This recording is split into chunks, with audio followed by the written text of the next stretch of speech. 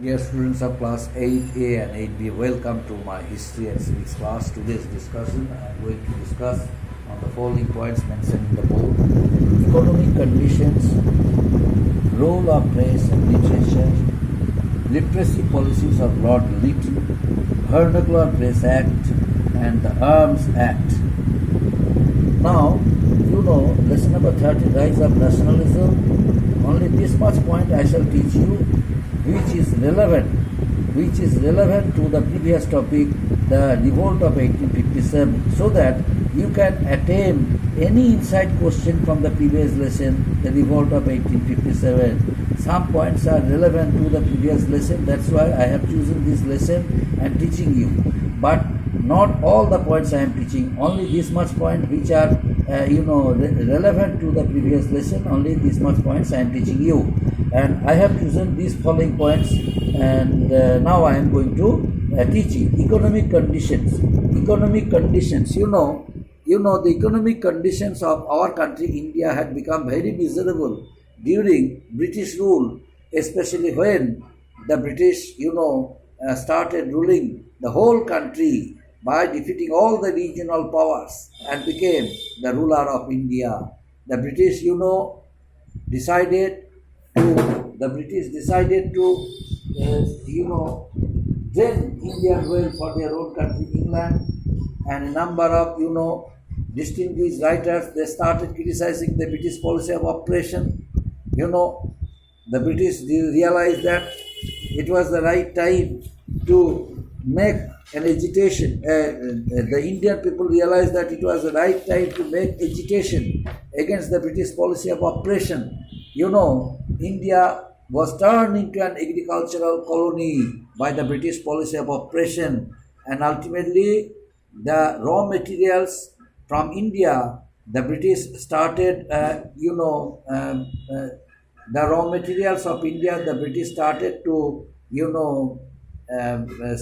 supply to their own country, England, in order to meet the growing demands of their factories and industries. And at the same time, the British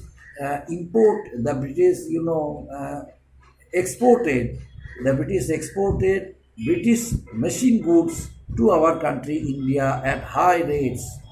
And as a result of it, the Indian handicraft industry was ruined.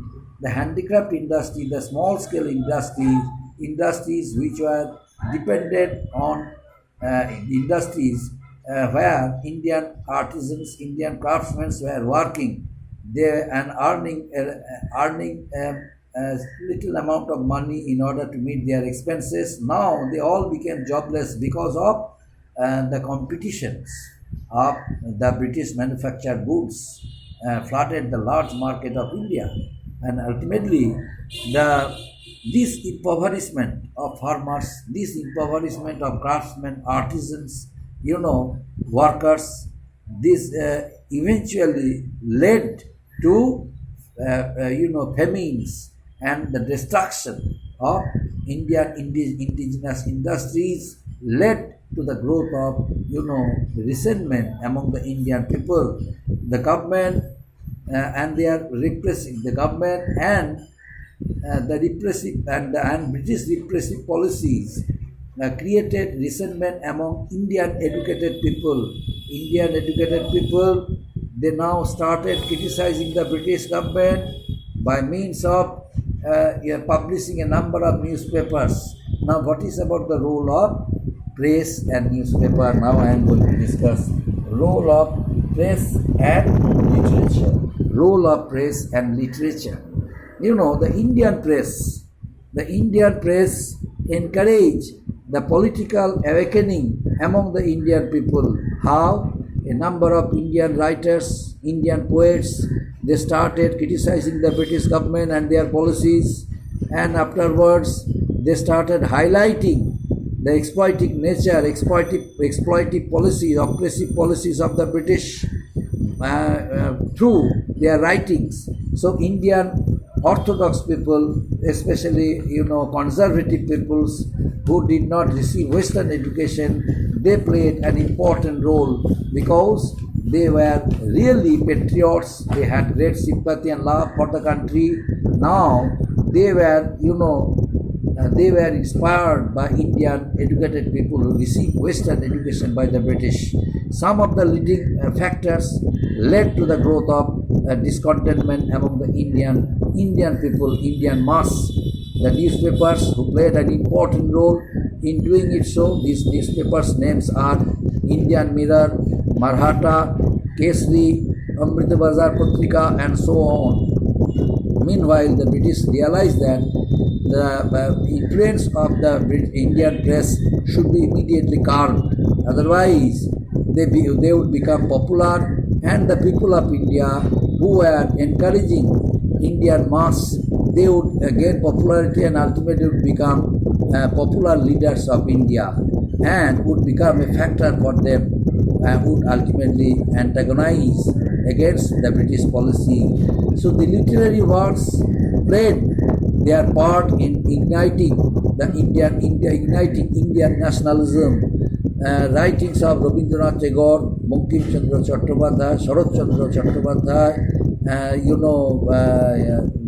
Rabindranath, and Vishnu Shastri, Premchand, and so on, encouraged Indian people, and it also gave a birth of Indian nationalism, and also gave a birth of Indian nationalism, love, sympathy for the motherland.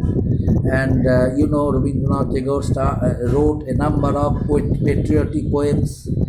Bankim Chandra Chattopadhyay wrote the famous mantra Bande Mataram, and by this way the Indian nationalism, which became a factor for the Britishers, they all were alarmed. And next point, the repressive policies of Lord Lytton. Lord Lytton was actually an anti-Indian viceroy. He came to India as a viceroy, and on reaching India, he decided to pass certain oppressive policies. The two oppressive policies Lord Lytton as a viceroy passed in the year 1878. The first one, the Vernacular Place Act. Vernacular Place Act was passed by Lord Lytton in the year 1878. Now, what is Vernacular Place Act?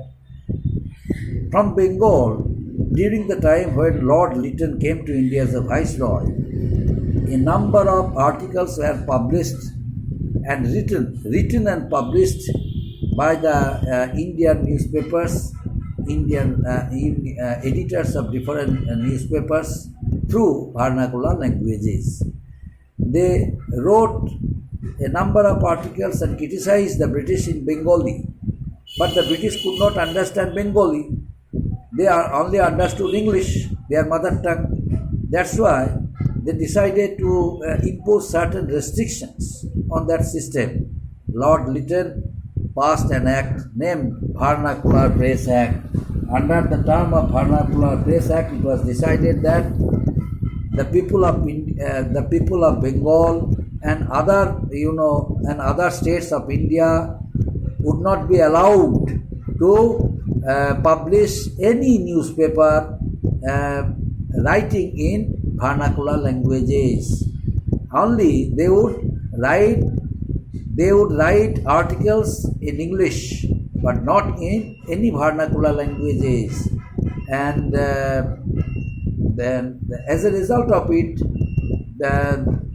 under the terms of the Vernacular Place Act, the people of India, they all got themselves united against the injustice done to them. And the British imposed restrictions on the press only because of that reason. They could not understand vernacular languages. So, what type of criticism the Indians were making against them, they could not understand. And some translators also were there, but they could not depend on the translators, whether they were translating it perfectly from Bengali to English, from Tamil to English, from Gujarati to English, from Bhojpuri to English, like that. That's why, in order to avoid being misguided by the translator, they decided decided to pass one act, means Lord Lytton decided to pass one act named Vernacular Place Act. And next one, Arms Act. Arms Act was passed in the year, say, 1878. In the same year, the Arms Act was passed. Now, what is Arms Act? Arms Act was an act passed by Lord Lytton, the Viceroy of India, and under the terms of that Arms Act, it was decided that no Indian would be able to carry any weapon without being licensed by the British. Earlier, this system was not there. Earlier, any Indian could carry any weapon without having any permission or without having any licensed from the British. But under the new system of Arms Act, it was decided that one license is required to carry weapon by the Indians. That means one license they would apply before carrying any weapon with them. They would have to apply it to the British government. The British government would ask them the reason why they would like to carry weapons. If the Britishers are satisfied with the explanation, they would allow them to carry weapons. Otherwise, they would not carry any weapons. But if they are allowed to carry weapons, they must have permission of the British. That means their application would be approved by the British. They would be consented to carry weapons. Then Indians should be allowed to carry weapons. Otherwise, not. But this system did not apply to the British themselves. The Britishers did not have any. The Britishers were not required any permission while carrying weapons. But this system applied to the Indian people only. So this act of injustice done to them, this discrimination between the Europeans, between the British and the Indians, created nationwide discontentment among the Indian people. So they all got themselves united against the British. Ultimately, the British government decided to do some rectification. They decided to bring certain rectification in the system of governance, and hence when Lord Ripon came as a Viceroy of India, Lord Ripon rectified some systems of the Vernacular Place Act, and hence Indian people were satisfied with the system Lord Ripon introduced. Lord Ripon was not anti-Indian. He had no anti-Indian sentiment like Lord Lytton. Lord Ripon was sympathetic towards Indian people. That's why Lord Ripon, introduced new systems which favored the Indians, and as a result of it, later on, Lord Ripon was criticized by British House of Commons. And another point that is also very important, the revolt of 1857, which was started, it discouraged some group of people who were the strong supporters of the Britishers and who wanted to be benefited at the cost of British. The Indian people, the Indian leaders, decided to stop making friendship with them. They considered themselves to be their enemies.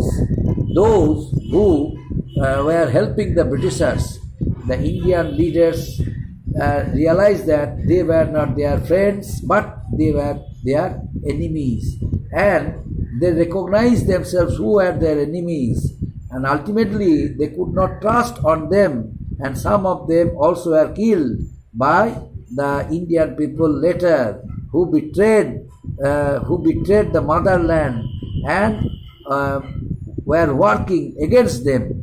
That's why they were traitors. And some Indian revolutionaries during national movement, they killed a number of traitors who were helping the Britishers. So the the encouragement and the growth of nationalism among the Indian people, which they gained from the revolt of 1857, it also gave a birth of Indian nationalism, not only Indian nationalism but also spirit of awareness, spirit of consciousness for protecting the interest of the Indians, for protecting the interest of their motherland, and hence a number of writers, poets, educated people, they discarded some instructions given to them by the British and kept on writing against them in English. And at the same time, the people of India who were allowed to write in Bengali, during later half of the British rule, they played an important role in organizing a number of rebellions, a number of movements against the British, and the anti-British movement in India became more and more powerful under the leadership of India. Up to this, my dear students. Next day, the remaining part will be continued. Thank you.